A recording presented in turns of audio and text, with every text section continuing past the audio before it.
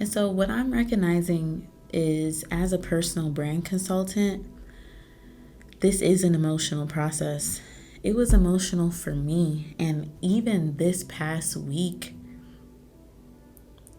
I recognize, like, I've been going through it emotionally because I've learned I have to actually niche down even further. I knew going into my YouTube channel that I'm still kind of broad in terms of, and this, I'm talking about like who I'm speaking to, right? I'm speaking to content creators and entrepreneurs.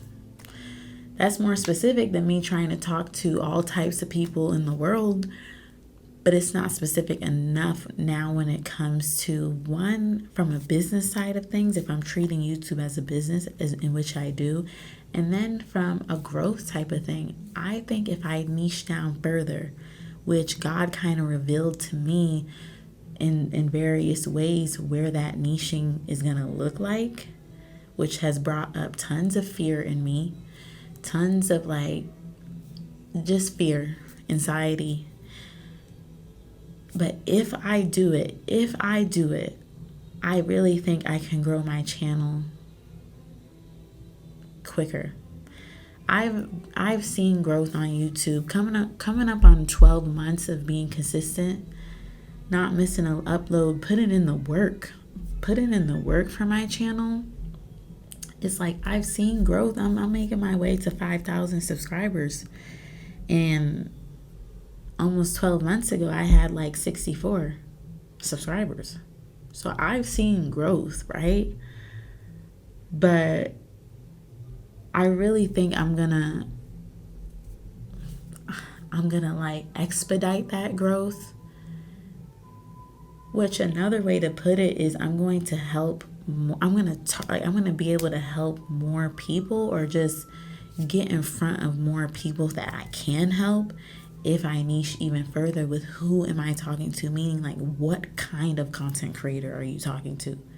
Even so, like what kind of entrepreneur are you talking to? And I'm looking at that, trying to answer that in the space of entrepreneurship has many different levels, many different phases. Is this a beginner entrepreneur? Is this someone who's making well over 6 figures a month? Who is it that you're really trying to speak to and help, not only with your services, but on your YouTube channel, you know? I'm not seeing the level of sales that I want to because I'm not niche down enough. Even on my current landing page, I think the writing of it, my sales copy, is great. It's just not specific enough. And it's just been such a process to like put out an offer, have my services, and learn all of this as I go. But I'm happy to be learning it nonetheless. But it's like, yeah, I think my original point was like, defining your personal brand in the very beginning is an emotional process, because there's different parts of your identity that you might feel like, okay, well, what about them? What about those other parts? If I'm just solely focusing and leaning into this thing, this part of me right now, and it's like, it's emotional, but there's reward to just like slimming down for a second and saying like, I got these other parts of me in the chamber, ready, locked and loaded for when I build an audience, when I build a foundation, when people can correlate my name to something. I have this community post that I wrote that I'm going to come out with, I think, in a couple of days. But like, I was talking to a peer of mine, and she helped me recognize like, not everyone's going to be able to attach their personal brand to a very distinct word or phrase or label like me. Like when I know when people hear Nala, right, I want them to think of personal brand. That's very clear. Some people are more, they have this idea or this concept that they want to be known for, rather than just a strict label. And I get it. I feel that. So it's now all about how do you communicate this concept to someone, this idea to someone? How do you share videos that support that, all of that? So I kind of got lost with why I even brought that part up, but it's just like I've been going through it emotionally because I'm going to have to niche down even further on my channel, and it's scary. And I don't know exactly why it's scary. It's scary because if I niche down this far, not only will people associate me with personal branding, I don't want it to be put as like, oh, you only do this for these kind of people, because that's not true. I can do it for more than just this kind of people. But I'm going to have to let go and be like, Nala, you don't need people to know that you can apply this to everyone. And really, Nala, it's about who can you do it best for. If I truly would desire to help people, I need to help people in the best way that I can. So niching down further is going to allow for that. So what is this email here? Hi, Jacqueline. I hope you had a good weekend too. Thank you. Okay, so I think this is a pretty good email. However, I want to add to the cool. Done sending that email. So I feel like something else that I want to share is I'm also recognizing that when you're trying to niche down, or when you're trying to find the niche for your channel, thinking of it like I have this concept. I'm still working on how I'm gonna share this concept, but I'll just share it right now. There's levels to niching, and I feel like if you're in the phase of like maybe you have less than 1,000 subscribers and you're more so practicing getting in the rhythm of posting, or you're just super duper fresh in your channel, maybe you haven't even started yet, because I'm just a big believer in niching, but there's levels to niching. So level 1 of choosing a niche is just choosing a theme for your YouTube channel. What is the theme? And I don't necessarily want you to say it's dun dun dun dun dun dun, like you have 3 things like that you want to talk about. I want you to choose, like when you think of an umbrella, and it's overarching, it should be one word. It should just be one word. The example that I'm thinking of is sewing. That would be someone's theme for their channel. Baking, theme. Cooking, theme. Those are still very broad. Like within sewing, I'm sure you could go deeper with it. Within cooking, you can go deeper with it. Like what kind of cooking, what kind of meals, what kind of techniques, or what, but if you're in the beginning of your YouTube journey and you're just like trying to figure out, okay, where's my lane? You want to give yourself that opportunity to explore, but you need kind of parameters. When you go bowling, right? You can either get the guardrails, or, the pros, they don't need those rails. But sometimes if you're not that good at bowling, you need those guardrails. You're not that good at YouTube yet. You need those guardrails. And that's what choosing a theme does for you, because it's going to be harder for you to generate ideas. It's going to be harder for you to be consistent. And it's going to be hard for you to just do the thing without some type of grounding and theme and parameters and guardrails. And that's what choosing a niche or a theme for your channel does. So I want you to think about that. Like, depending on where you are, maybe you try different types of videos. And like I said, maybe you don't have any videos at all, but like give me a theme. Give me a theme. And then within that theme, I want you to create videos within that theme. Do not leave that theme. If you're like, oh, I know I chose cooking, but beauty is calling my name, go do that on another platform. Go do that on another YouTube channel. I need this channel to stick within the theme. once you're ready to take that step, if you really want to like fumble around, try different shit on this channel, do that. But it's going to be hard to like teach. You're going to have to do that if you want to, but you're going to have to teach the algorithm. Like you're going to have to go through an intense period of teaching the algorithm like, no, this is what I do on my channel. Because the algorithm is not going to know where to place you, who to place you in front of if you do that. So beware.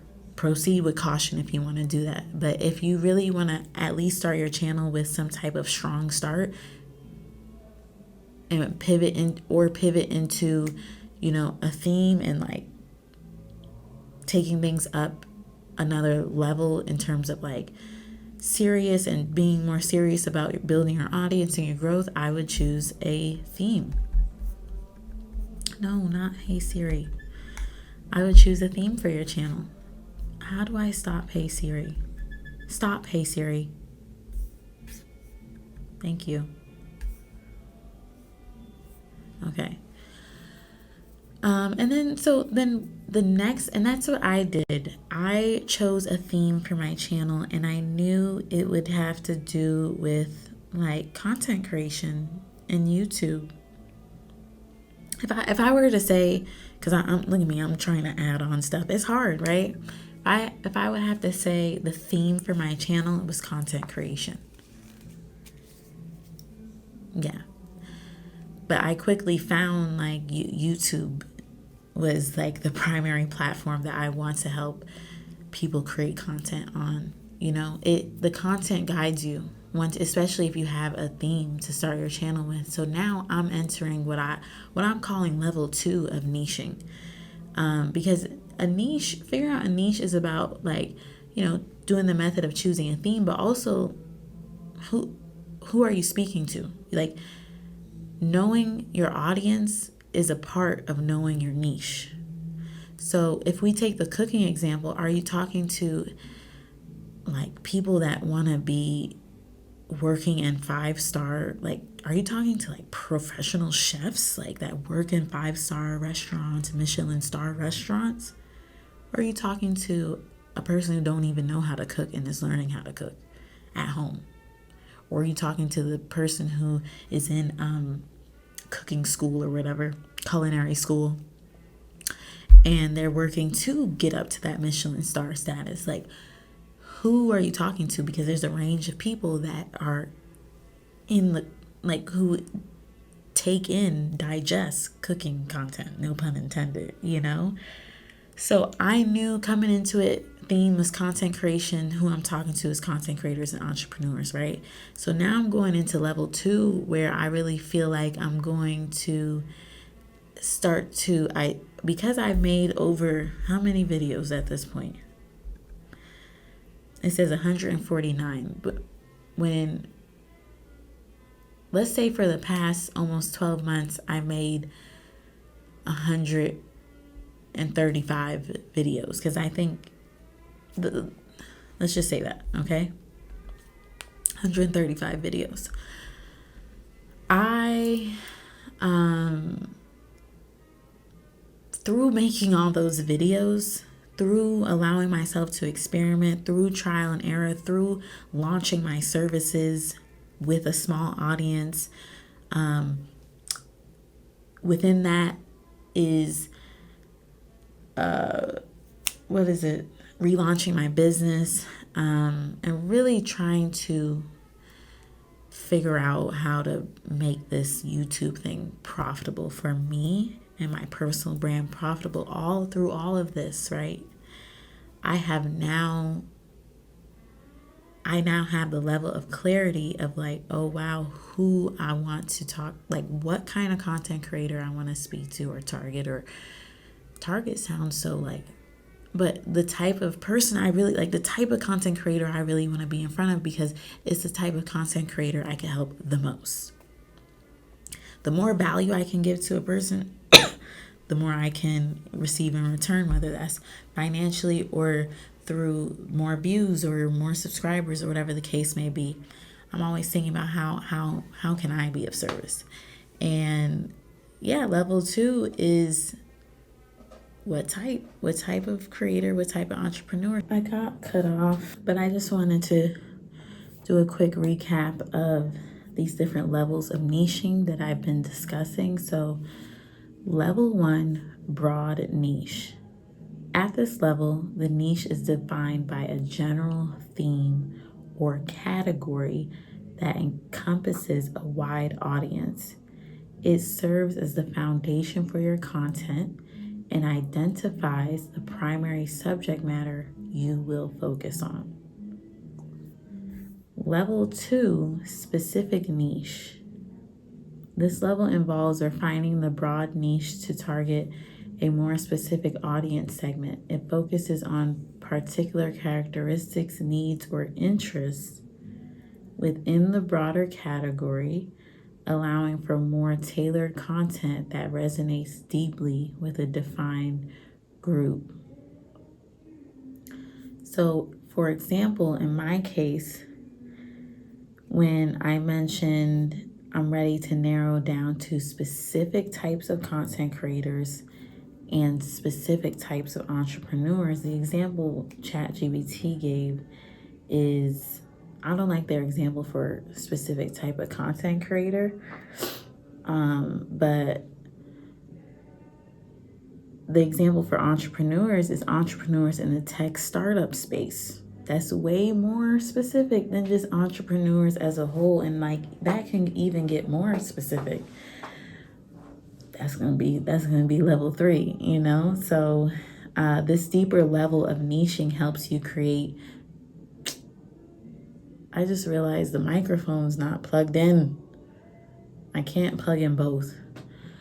But this deeper level of niching helps you create content that addresses the unique challenges and aspirations of that specific audience, making your channel more relevant and engaging.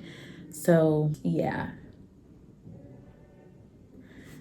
I like how we summarize that. Because I don't have the microphone plugged in, I'm just unsure what the audio is. But I hope that little insight was helpful, and I'll see you in my next video. Bye-bye.